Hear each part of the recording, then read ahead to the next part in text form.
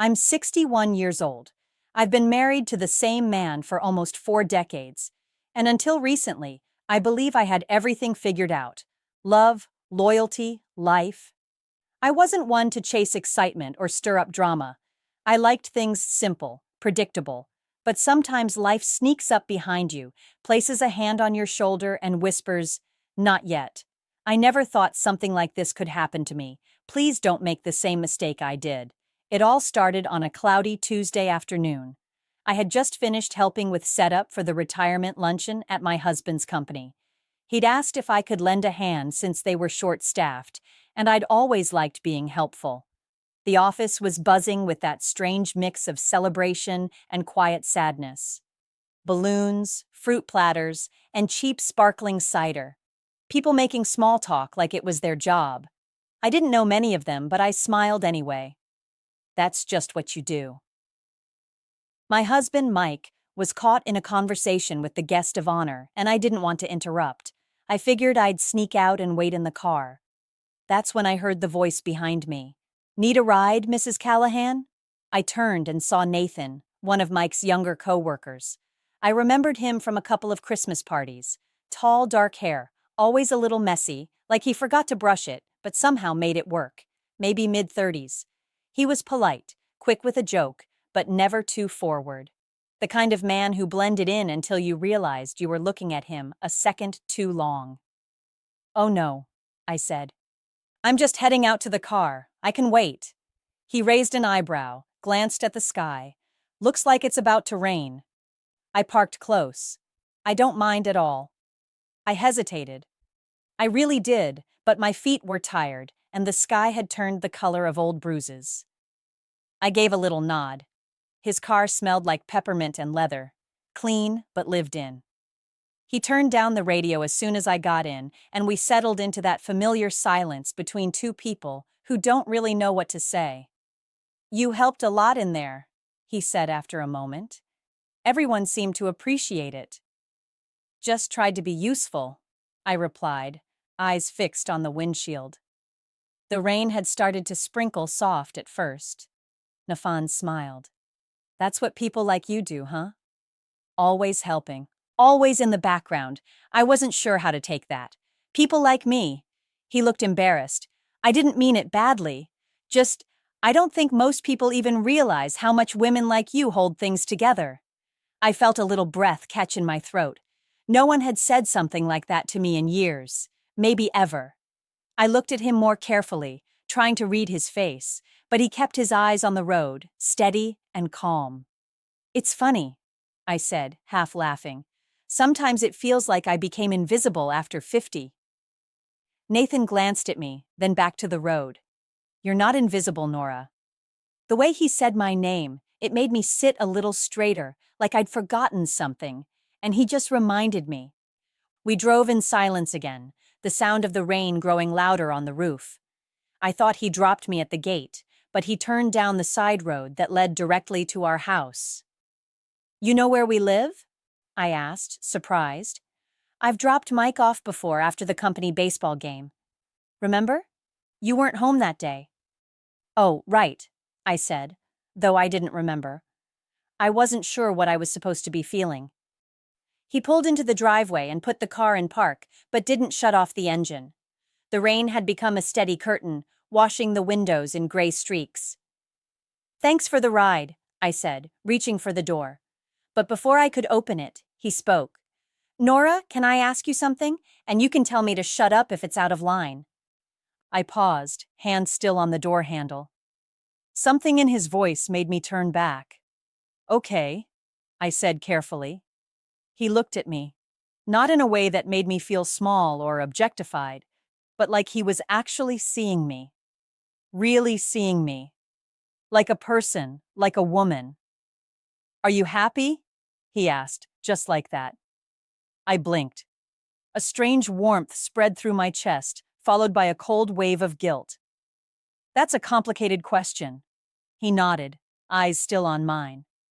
"Think it's supposed to be." I didn't know what to say. No one ever asked me things like that. They assumed. They guessed, but no one ever really asked. I looked at him and saw something I wasn't ready for. Curiosity, gentleness, maybe even longing. Not lust, not recklessness, just connection. I felt my throat tighten. I should go. Nathan nodded slowly. Of course. But he didn't start the car. He just sat there as I opened the door and stepped out into the rain. I didn't run for cover. I didn't even hurry. I let the water soak through my blouse and hair and down my spine. It felt cold and clean and confusing. Mike was still inside at the party. He wouldn't be home for another hour. And Nathan. He was still sitting in the car when I looked back once, just before stepping inside. That night, as I stood in the kitchen drying my hair with a towel, I realized something strange. I felt awake. I didn't sleep well that night. I lay beside Mike, listening to the rhythm of his breathing, the soft rasp of his snore just barely audible. It was a sound I'd grown used to over the years, like an old clock ticking in the background, familiar, safe. But that night it sounded different, like something distant, like a reminder of how far apart we drifted without ever meaning to.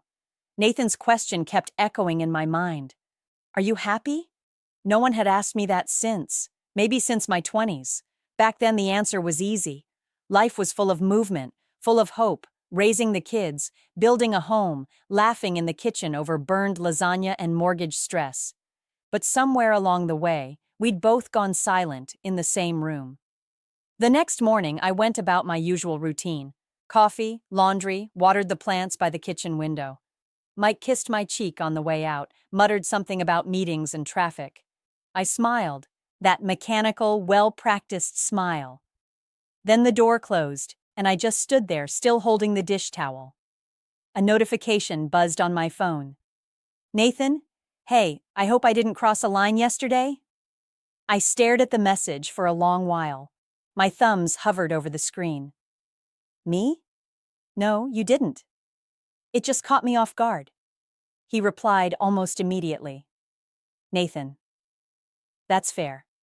It wasn't really a fair question to ask, but I've been thinking about you since the party. The way you looked away. I don't know why I noticed, but I did. I didn't respond right away. I walked around the living room, picked up a stray sock from under the couch, rearranged a picture frame that was already straight. My heart was tapping a little faster than it should have been. Finally, I typed me. You're not wrong. I have been invisible for a long time. He didn't answer for a while. I imagined him reading it slowly, maybe thinking hard about how to reply. When he did, it wasn't what I expected. Nathan, would you like to get a coffee sometime? Just talk. Nothing more. I sat down at the kitchen table, the same table where I'd served thousands of meals, where birthday candles were blown out, where bills were paid and arguments whispered, and now here I was, staring at a message from a man half my age asking to talk. I didn't say yes, not right away, but I didn't say no either. That Thursday, I told Mike I was running errands. I wore something that hadn't seen daylight in years, a navy blouse that hugged the parts of me I used to love. I took extra care with my makeup, though I told myself it was just out of habit. We met at a small cafe tucked away on a side street I'd almost forgotten existed, the kind with wooden floors and soft jazz and little handwritten menus. Nathan stood when I walked in. He looked freshly showered, his sleeves rolled up, a quiet smile on his face. I wasn't sure you'd come, he said. Neither was I replied, and it was the truth. We sat in a quiet corner, talked about nothing at first, books, weather, traffic, but then the conversation deepened without warning, like stepping from a shallow pool into open sea. He told me about his parents' divorce, about how he watched his mother disappear into the role of ex-wife and never quite return to herself, how she taught him to notice when women get quiet in their own homes. I told him about my kids, how I missed when they were little, how I sometimes resented their freedom, how I loved Mike, but sometimes I wasn't sure I still knew him. The coffee got cold, and yet we stayed. At one point, I reached for my cup and our fingers brushed. I froze. So did he. That spark, tiny but undeniable, flashed between us. I pulled my hand back. "I'm not looking for anything reckless," I said. He nodded. "Neither am I." I wanted to believe that. I wanted to believe we could keep whatever this was safe, contained. But something had already shifted. The air between us wasn't innocent anymore. When we finally stood to leave, he touched my elbow gently. "Thank you for saying yes," he said. I drove home with the windows cracked, letting the wind tangle my hair. And as I pulled into the driveway, I caught myself smiling. Not because of what had happened, but because of what might. The days that followed were quiet on the outside, but noisy inside my head. Mike didn't notice anything different, or if he did, he didn't say a word. We still had dinner at 7, still watched our shows in the evening. But I kept thinking about that moment in the cafe. Nathan's hand brushing mine, the way his eyes stayed with me when he spoke. Not flirtatious, not dramatic, just present, like he saw me as someone worth listening to. It scared me how much that meant. I tried to shake it off, tried baking, gardening, anything to fill the hours. But late at night, when the house got still and I sat alone in the den with only the lamp on, I found myself replaying our conversations. Not the words, really, the feeling of them, like I'd stepped through a door I didn't know was there. The next time Nathan texted me, I didn't hesitate. "Nathan, I found this spot by the lake. Quiet, peaceful. Want to go for a walk?" "Me? What time?" It was a Sunday afternoon, the kind of day that felt like it could go either way, lazy or heavy. I wore a sweater and jeans, comfortable, not intentional. At least that's what I told myself. He was already there when I pulled up, leaning against the hood of his car, hands in his pockets. The wind was light, the sky that pale blue-gray that makes everything feel softer. We walked in silence at first. Birds chirped in the distance, leaves crunched underfoot. The path curved along the edge of the water, and I could smell pine and something sweet in the breeze. "Do you ever wonder," he said, "what your life would look like if you'd made just one different decision?" I looked at him. "Which one?" "Any of them. A missed opportunity. A conversation you never had." I stopped walking. "Why are you asking me this?" He turned to face me. "Because I see you thinking about it every time we talk." My throat felt tight, not from anger, from something deeper, a mix of grief and longing. I didn't come here to do anything wrong, I whispered. "I don't want to betray anyone." "You haven't," he said gently. "Not yet." The wind picked up a little. A loose strand of my hair blew across my face, and before I could fix it, he reached out and tucked it behind my ear. It was such a simple gesture, and yet my body responded like it had been waiting to be touched for years. I stepped back. "I'm married," I said, almost to remind myself. "I know you're young." "I'm not that young," he replied, a sad smile tugging at his lips. "And you're not old. You're more alive than anyone I know." I didn't know what to do with that. We sat on a bench overlooking the lake. The sun had started to dip, casting gold over the water. "Why me?" I finally asked. Nathan leaned forward, elbows on his knees. "Because you carry silence like it's something you earned. Because you laugh with your eyes before your mouth. Because the first time I saw you, you looked like you were holding the world together, with thread and a tired smile." I closed my eyes. No one had ever said anything like that to me, not in a lifetime. We didn't kiss, we didn't even touch again, but something unspoken passed between us on that bench, something irreversible. When I got home that night, Mike was watching a game, a beaver in his hand. He barely glanced up. "Hey babe, everything okay?" "Yeah," I said quietly. "Just needed some fresh air." He nodded, eyes already back on the screen. And I stood there in the doorway for a long time wondering how love could fade so gently you didn't even realize it was gone until someone came along and made you feel it again. The following week felt like standing on the edge of something I couldn't name. I moved through my routines, laundry, phone calls with the kids, cooking dinner like always. But my mind kept drifting back to that bench by the lake, to the quiet between Nathan and me that had somehow said more than words ever could.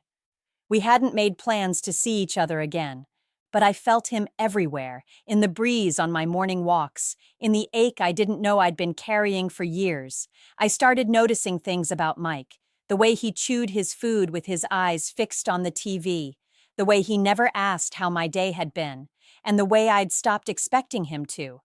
It wasn't anger I felt, it was distance. Quiet, polite distance built over time, layer upon layer of unspoken things. 3 days later, I ran into Nathan at the grocery store. Of all places. I was in the produce aisle checking a tomato for ripeness when I heard his voice behind me. Still the best eyes in the room.